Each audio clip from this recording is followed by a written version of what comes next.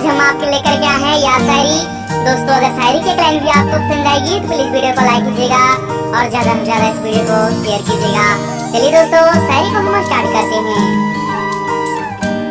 दिल के कोने से एक आवाज आती है, दिल के कोने से एक आवाज आती है, मुझे तो हर पल तुम्हारी याद आती है।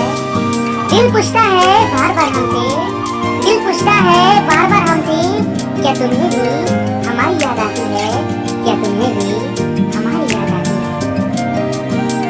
कभी सुबह याद आती हो तो कभी शाम को याद आती हो, कभी सुबह याद आती हो तो कभी शाम को याद आती हो, कभी कभी इतना याद आती हो कि आईना हम देखते हैं और नजर तुम आती हो, आईना हम देखते हैं और नजर तुम आती हो।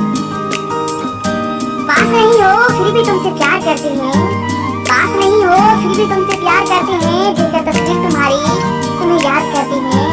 दिल में ऐसी तड़प है तुमसे दूर आकर, दिल में ऐसी तड़प है तुमसे दूर आकर, कि हर पल तुमसे मिलने की फरियाद करते हैं, कि हर पल तुमसे मिलने की फरियाद करते हैं। मेरे प्यारे दोस्तों अगर शायरी की लाइन भी आपको पसंद आई हो तो प्लीज वीडियो को लाइक कीजिएगा और ज्यादा से ज्यादा इस वीडियो को शेयर कीजिएगा। धन्यवाद मेरे प्यारे दोस्तों।